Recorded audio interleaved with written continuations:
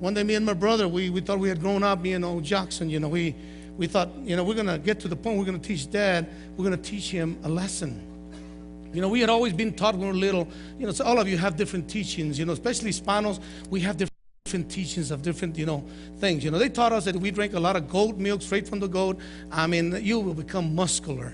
I don't know how muscular I am, but anyway, we'll change that subject. But the point is, we thought we were strong people, Brother Tony. So we decided, I talked to my brother and I said, Jackson, would you like to see if we can take Dad and teach him a lesson? And my brother, Pothi, he goes, okay. And so we had the guts to go tell Dad. And I'm going to correct myself, hermana Janie. This morning I said on a cactus, but it was not. It was a rosal. I remember correctly. Cactus. I probably would have still had thorns on me. But we went and approached Dad, and we told him, Dad, you know what? We had the guts. We said we're kind of disappointed because you're too hard on us. You work us too hard, and you demand too much of us. And we're going to teach you that you can control us no longer. I think we were about 11 years old. We thought we were already teníamos unos cuantos pelos, and we thought that was enough to make us men.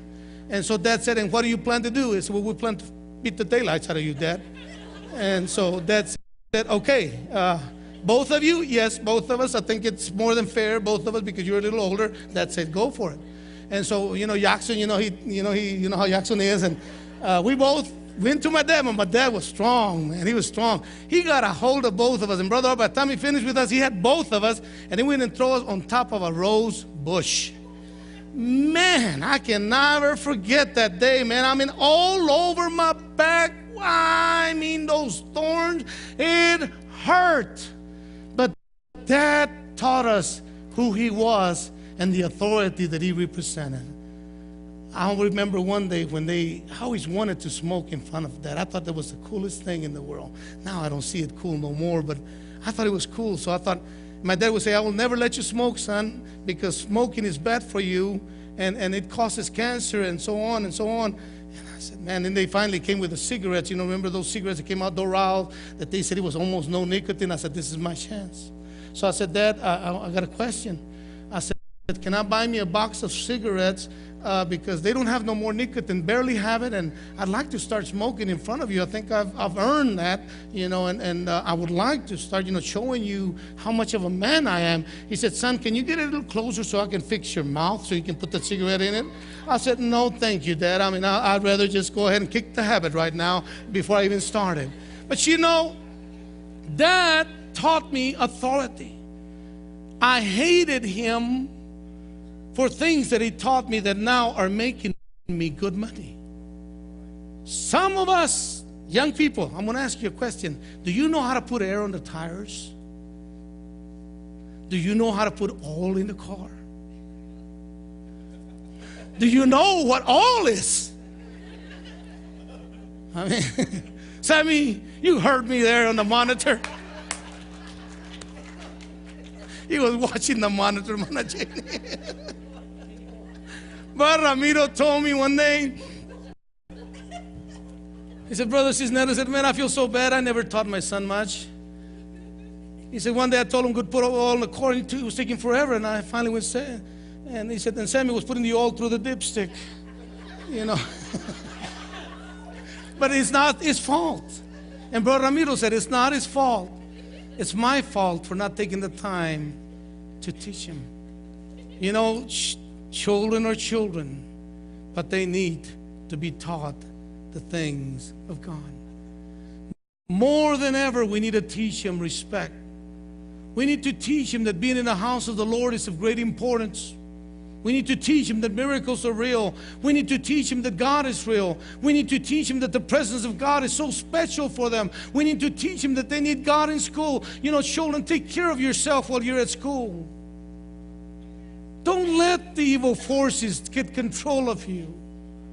Don't be unwise. Right now, thousands of young people are being lured into prostitution against their will. Thousands of them are being lured into drugs. And it's all in the name, of cool people that try to lure you in, to bring you into that, and that'll change your life forever.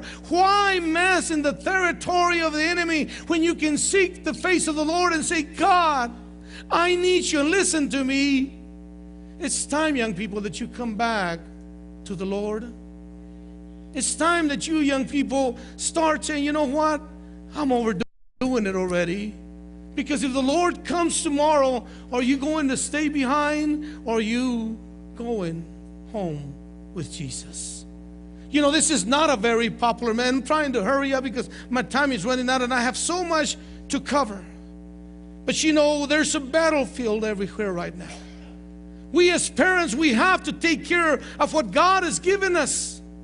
We as parents, we have to stand strong. We have to open our eyes and start counting the cost. Is it worth letting my child get away with everything? Right now it can be a candy. Tomorrow it can be a bank. Right now it can be, doing this. Tomorrow it can be a total different thing that will cause us tears, where parents will say, why did this happen to me? Why is this happening to me? All because we're so afraid of our children. We're so afraid of discipline. We're so afraid of authority. We're so afraid of so many things that our children are getting out of control. And many children are even saying, I am mad at mom and dad because they never told me. With authority, they always let me get away with it.